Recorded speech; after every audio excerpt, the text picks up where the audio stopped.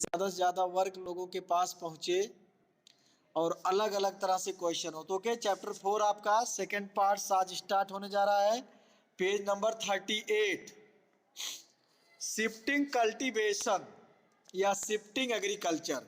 ये भी हम पढ़ रहे हैं डिफरेंट ऑक्यूपेशन, उनका ऑक्यूपेशन क्या कह सकते हैं कि लाइफ स्टाइल क्या कैसे था उस समय हमारे ट्राइब्स लोगों का। Many tribes practiced agriculture but did not settle down and continued moving from one place to another.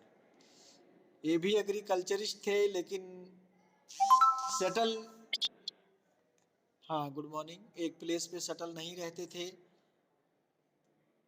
एक प्लेस से दूसरे प्लेस पर टर्म ओवर सीजन के अकॉर्डिंग इधर उधर ये अपना प्लेस बदलते रहते थे लैंड की फर्टिलिटी के बेस पर। तो they practice a special type of cultivation called jhum और shifting cultivation. Jhum was practice on small patches of land mostly in forest. कहाँ पे होती थी इस तरह खेती? ज़्यादातर छोटे छोटे लैंड पर, जंगलों में। They cultivators cut the tree tops to allow sunlight to reach the ground.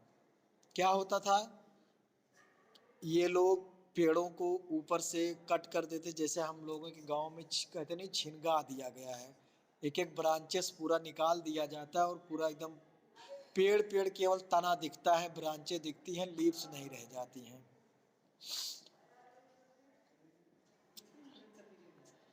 25 minute, 25, हाँ वही, मतलब सारे पीरियड वैसे ही है मगर टाइमिंग कम कर दिया गया। हाँ 10th और 9th के लिए तो वही समस्या है, बाकी सबका 2-2 पीरियड चलिए तब भी 50-50 मिल जाएगा। Okay, they burn the vegetation on the land to clear it for cultivation. उसके बाद जो भी लीव्स होती थी, ब्रांचेस होती थी, ग्रासेस होती थी, उनको जला दिया जाता था, लैंड साफ हो जाता था।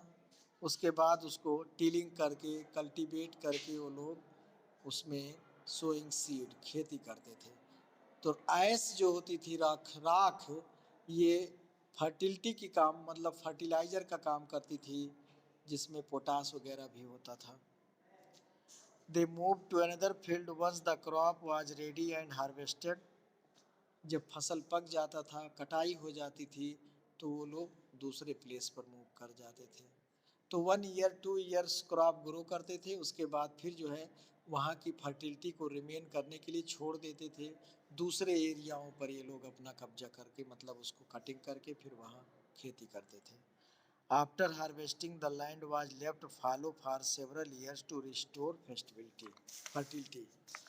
The only way by which they could practice shifting cultivation was by freely moving in and out of the forest. इस तरह से ये लोग इन एंड आउट, जंगलों में या जंगलों के बाहर अपना मूविंग करते रहते थे स्वतंत्र रूप से।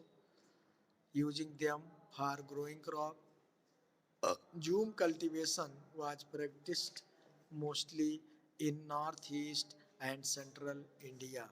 ज़्यादातर उत्तरी और मध्य भाग में होता था ये।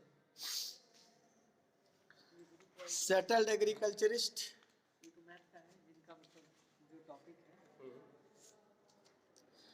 सम other tribal groups like Mundas of Chota Nagpur began settling down instead of moving from one place to another.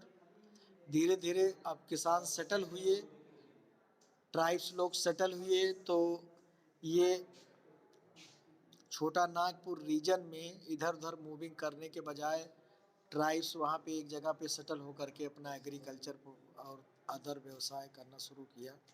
They cultivated crop to meet their food requirement. They use to plough for cultivation, खेत की जुताई करते थे। After living on a particular tract of land of years, they gradually acquired right of ownership. जैसे धीरे धीरे लगातार एक ही प्लेस पे रहते रहते वो लोग उस लैंड के मालिक बन गए अपने आप। मतलब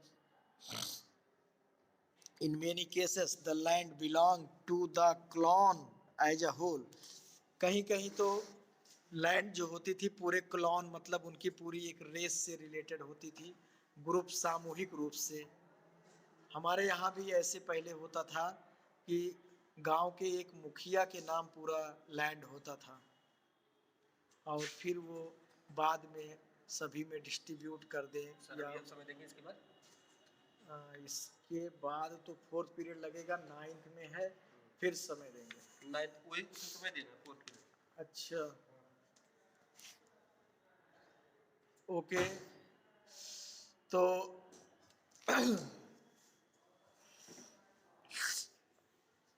all members of the clan were regarded as descendant of one common ancestor। जैसे आप लोग भी देखते होंगे, आपके गांव में कहते नहीं कि एक ही व्यक्ति से पूरी परिवार, पूरा गांव बना हुआ है, सब हम एक ही परिवार हैं। तो इस तरह से जब एक ही क्लॉन से रिलेटेड होते, एक ही एंसेस्टर हमारे होते हैं, तो उसी को हम पूरा ग्रुप एक क्लॉन, एक समूह, एक वर्ग बोलते हैं।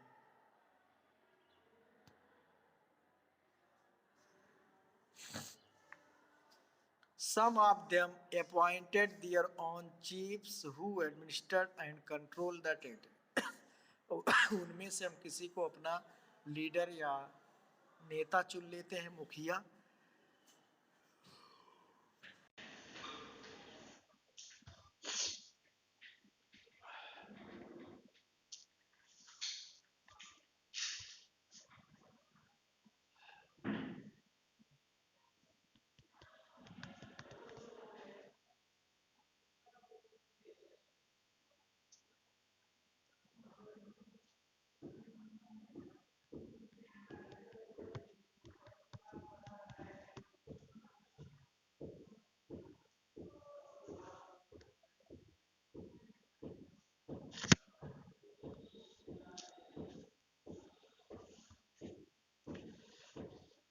थर्ड पीरियड आपका कहाँ है? 12th में नहीं है क्या?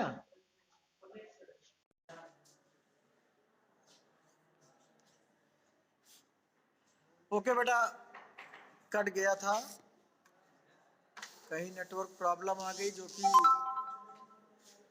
ओके आगे। हाँ, तो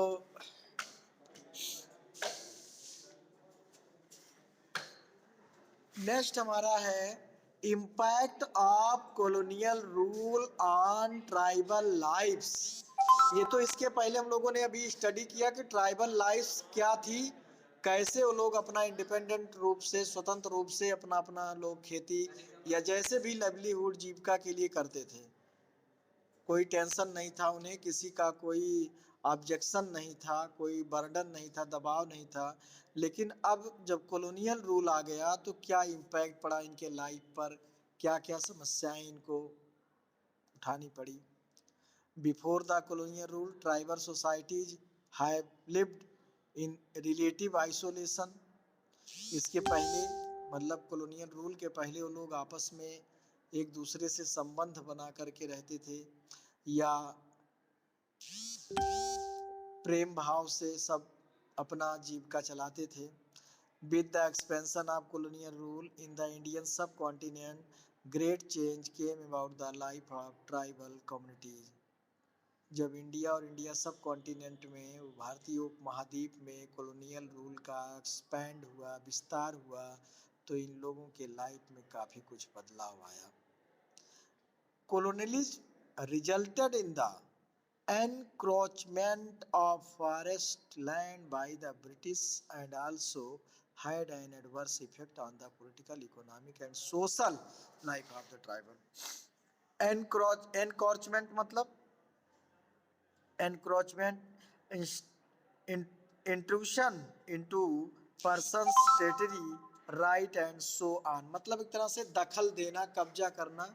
फॉरेस्ट लैंड में भी EIC का जो दखलंदाजी हुआ, इससे ट्राइबल के इकोनॉमिक, आर्थिक, सामाजिक और राजनीतिक प्रभाव पड़ा। Let us now look at how colonial rule influenced tribal societies। Political impact administration of the tribal areas. The British wanted to bring tribal areas under their complete control. British लोग क्या थे, tribal area को पूरी तरह से अपने control में चाहते थे. However, they also knew the danger of exposing them to mainstream society.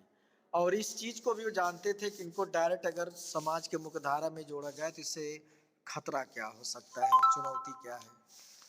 Political impact administration of tribal area. क्या सबसे पहले हम पॉलिटिकल इम्पैक्ट पढ़ेंगे. क्या पढ़ा इन पे, पढ़ा राजनीतिक असर. British The tribal chiefs were allowed to enjoy their traditional right nominally under strict British supervision.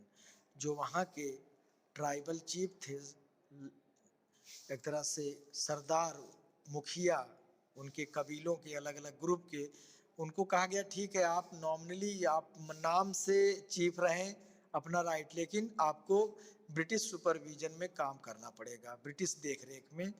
आप अपने मन से कोई नहीं. जैसे इन लोगों ने उधर हमने पढ़ाया था आपको सब्सिडरी अलायंस और ला डॉक्ट्राइन ऑफ लाइप्सी के तहत कि ठीक है आप क्राउन प्रिंस या प्रिंस रहिए, राजा रहिए, लेकिन आपको सारे डिसीजन लेने का निर्णय नहीं इस तरह से है.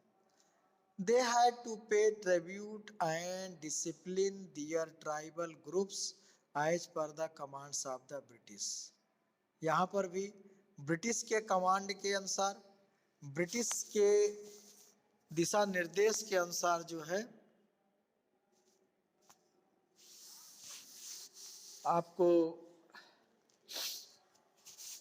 वर्क करना पड़ेगा. The joint ownership of tribal land was disrupted, which resulted in tensions and conflict between the tribal society.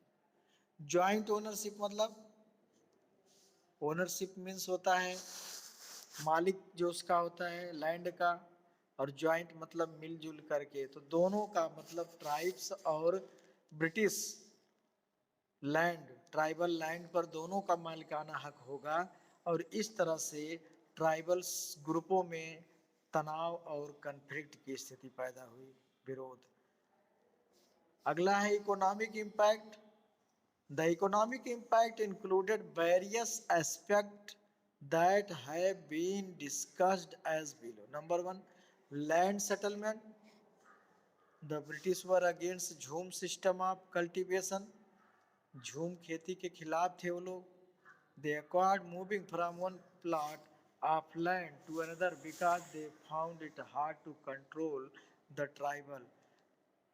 झूम कल्टीवेशन में बताया था हमने कि वो फिक्स प्लेस पे नहीं रहते थे, एक प्लेस से दूसरे प्लेस पर समय के अनुसार मूव करते रहते थे जब फर्टिलिटी वहाँ की समाप्त हो जाती थी.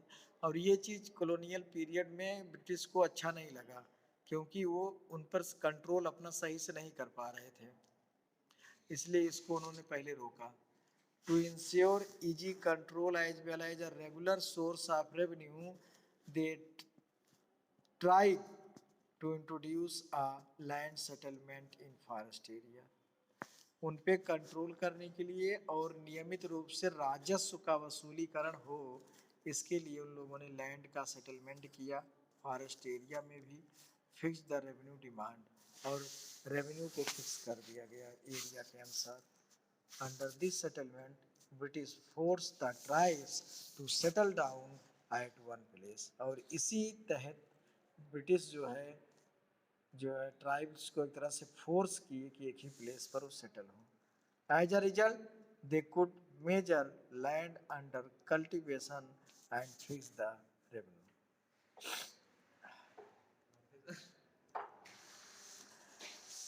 दे कुड मेजर मतलब वो लैंड का मेजर कर सकते थे फर्टिलिटी के बेस पर, और उस पर रेवेन्यू को निर्धारित कर सकते थे. The tribal groups especially in the northeast registered this policy. और मुख्यतया उत्तर पूर्वी मीन्स जैसे हम कह सकते हैं छोटा नागपुर रीजन और अदर में रहने वाले जो लोग थे, जैसे इधर आपका आसाम और अ, अ, उड़ीसा, इन सब रीजन में रहने वाले जो ट्राइब्स थे, इन लोगों ने विरोध किया। कमर्शलाइजेशन ऑफ एग्रीकल्चर अगला पॉइंट है। कमर्शलाइजेशन आपको पढ़ाया था हमने पिछले चैप्टर में। British introduce commercial agriculture to get raw materials for their industries in England, जैसे cotton, indigo and other. It led to the practice of plantation cultivation, under which cash crop such as jute, indigo, rubber and tea were produced। ये सब इसमें होता था। Apart from huge investment of money and labor, this practice also required large field। मतलब ऐसे तरह की खेती करने में ज़्यादा पैसे, ज़्यादा लेबर के साथ साथ लंबे फील्ड की भी जरूरत पड़ती थी। So the tribal communities were force to surrender large tract of forest land which had been their home for thousand. इस तरह से ट्राइबल समुदायों को फोर्स किया गया कि अपने इस लैंड को छोड़ें, अपने निवास को छोड़ें, दूसरी जगह पे रहें, जो कि सदियों से इनका घर और सब रहा था।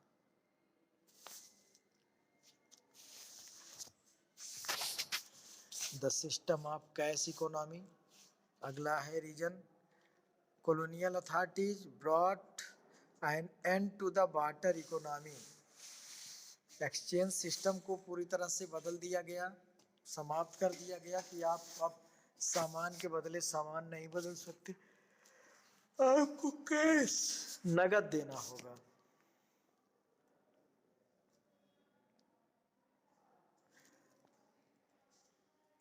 The tribal societies and introduced a cash economy. It was followed by an influx of merchant, middlemen, and moneylenders coming into tribal areas. When the land began to be used for cultivation of cash crop, people of tribal communities called them Diku, that meant foreigner or outsider। Means जब लोग अपनी जीविका के लिए खेती करते थे, धान, गेहूँ या ऐसे, उसके बाद जब कैश क्रॉप के लिए एरिया निर्धारित कर दिया गया कि आपको कैश क्रॉप बोना है, तो उसमें जो मर्चेंट या बाहरी व्यापारी या मनी लेंडर्स आते थे उनको पैसा देने के लिए और करवाने के लिए, तो उनको एक दीको कहा गया। क्वेश्चन में भी है व्हाट वर दीको। Landless tribals were compelled to work as low paid. ऐसे ट्राइबल्स जिनके पास अपनी जमीन नहीं होती थी, उनको कम दाम पर लेबर के रूप में खेतों में काम करना पड़ता था। अब British forest law. The British realised the importance of timber which was very expensive. British लोग को जब इस चीज़ का फील हुआ कि टिम्बर्स बहुत ज़रूरी है और प्लांट से ही मिलना है, तो उन लोगों ने इसको कंजर्व करने के लिए protect taking against the tribals rule लगाया। It was obtained from trees such as the sal, teak, deodar found in forest, thus to get timber for railway slabs। और उस समय सबसे ज़्यादा जो है टिम्बर की मांग थी वो रेलवे, चूँकि रेलवे लाइनें, रेलवे का एक्सपेंशन हो रहा था, और जिसमें स्लीपर्स जो बनते लकड़ी के, उनके बैगन वगैरह भी लकड़ी के। This to get timber for railway sleepers and to increase their revenue. British passed a number of forest act by the mid 19th century। Though through these act, they extended their control over all the forest। और इस act के तहत जो है उन लोगों ने tribes के जो राइट थे फॉरेस्ट में, पूरी तरह से उसको हटा दिया गया। Some forest which produce commercially valuable timber such as देवदार और साल were declared as a forest। ऐसे फॉरेस्ट जहाँ पे वैल्यूएबल ट्रीज मिलते थे जिनसे फर्नीचर से लेकर के फ्यूल के रूप में और चीज़ें तैयार की जाती थी, उसको बैन कर दिया गया।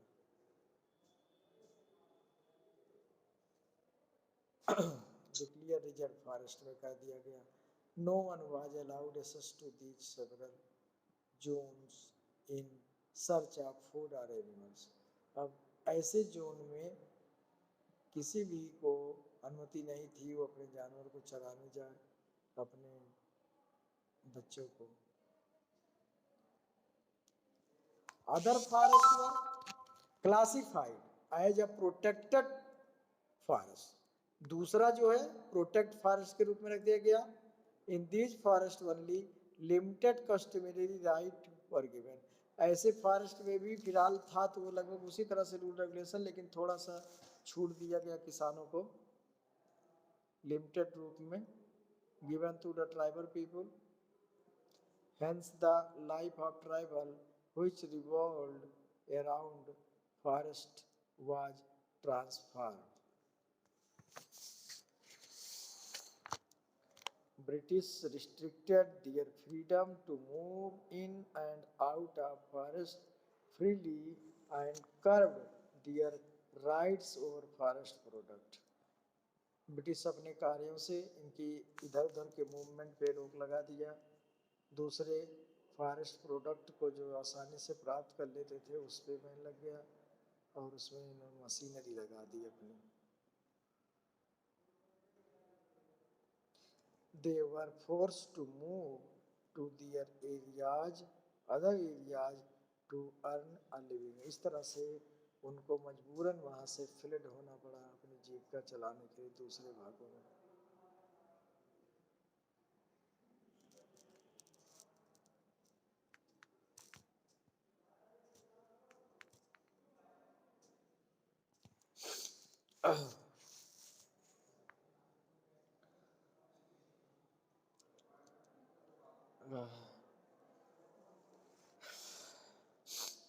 The British restricted their freedom to move. Yes, ये हो गया था point.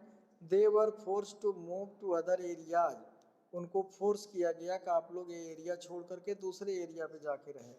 The movement of tribal to off for areas deprived the British of cheap labor resources. और इनका ट्राइबल का एक प्लेस से दूसरे प्लेस पर जो है मूवमेंट करना ये भी एक समस्या थी इन लोगों के लिए, जो कि चीप लेबर नहीं मिल पाता। तो इस तरह से in order to solve this problem the British gave small tribes of land in forest to jhum cultivators.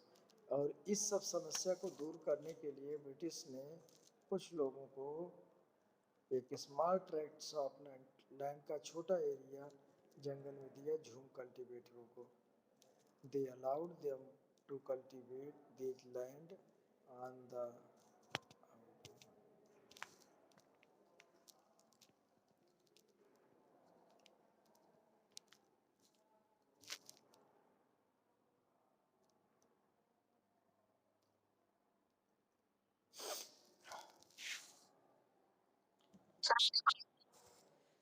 हाँ पढ़ा रहा बेटा, तबीयत नहीं सही हो तो ना जुकाम पकड़ा है, तेल ठंडक लग रही है।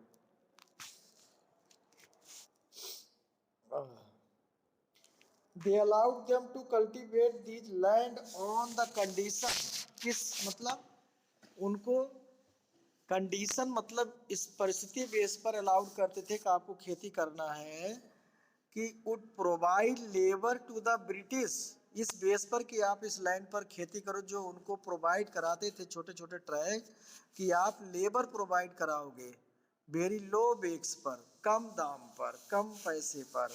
The cultivators also looked after the forest, और जंगल की देखभाल भी आपको करनी है। क्योंकि जब उनको रिमूव करना शुरू किया अपने फॉरेस्ट से, फॉरेस्ट एक्ट बना करके, तो एक समस्या इनके सामने आई कि लेबर कैसे मिलेंगे हमको। तो उसके लिए इन लोगों ने अपनी एक पॉलिसी अपनाई, ठीक है छोटे छोटे एरिया इन लोगों ने दे दिया ट्राइब्स को खेती करने के लिए, लेकिन कुछ कंडीशन बेस पर दिया कि आप लोग लेबर सप्लाई करोगे कम दाम पर और देखभाल भी करोगे। Consequently, in order to sustain a living, the cultivators turn to money lender। और इस तरह से अपनी जीविका चलाने के लिए, अपनी खेती करने के लिए मनी लेंडर्स को जब ट्राइबल्स लोगों को मनी लेंडर की तरफ झुकाव करना पड़ा, उनसे कर्ज लेना। Traders and contractor who exploited them. Traders व्यापारी और कॉन्ट्रैक्टर ठेकेदार लोग जो होते हैं और जो इनका शोषण करते थे। Thus the plight of the cultivators became miserable। और इस तरह से कल्टीवेटरों का लाइफ जो है दुखमय हो गया। सोशल इम्पैक्ट,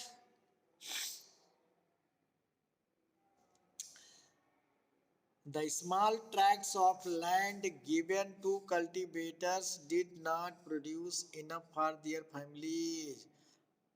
अपने परिवारों के लिए पूरी तरह से ये जो है प्रोडक्ट नहीं कर पाते थे और इनका पालन पोषण नहीं हो पा रहा था। As result some members of the family had to go far. और इसी का रिजल्ट हुआ कि परिवार के कुछ लोग घर छोड़ करके बाहर काम की तलाश में गए और रिजल्टेड ब्रेकडाउन ऑफ द। और यहीं से शुरू हुआ ज्वाइंट फैमिली का टूटना। आज जो एकाकी परिवार है, लोग अपना परिवार लेके शहर चले गए और कहीं, तो ज्वाइंट परिवार में जो आनंद होता था उस एकाकी फैमिली में नहीं है, सिंगल फैमिली में। While some tribals were designated by the British as chieftains, the other were called laborers। The chieftain looks after the result land while the laborers provide services। इस तरह से कुछ लोग जो है चिफिशियन के रूप में रह गए, उनके देख रेख करने के लिए लैंड की, और कुछ लोग लेबर को प्रोवाइड कराते थे। This led to the emergence of classes without the tribal societies. और इस तरह से एक ऐसा वर्ग हुआ जो कि ट्राइबल सोसाइटी के साथ साथ ये एक चिफिशियन और एक नया वर्ग जुड़ गया। तो फोर्थ पीरियड का टाइम हो गया है क्लास 9th में। आज आपकी क्लास इतना ही, इसके आगे हम लोग कल लेंगे। और कल समाप्त। हेलो,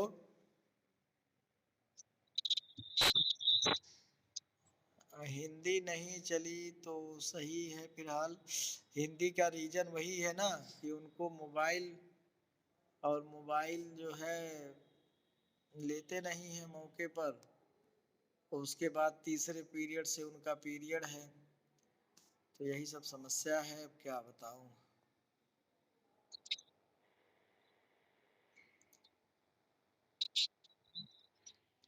हाँ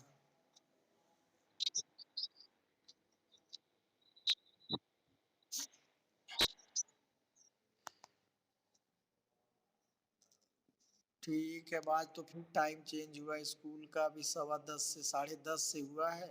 25-25 मिनट का पीरियड बना है 2-5 तक। तो देखो टाइम बड़ मुश्किल है।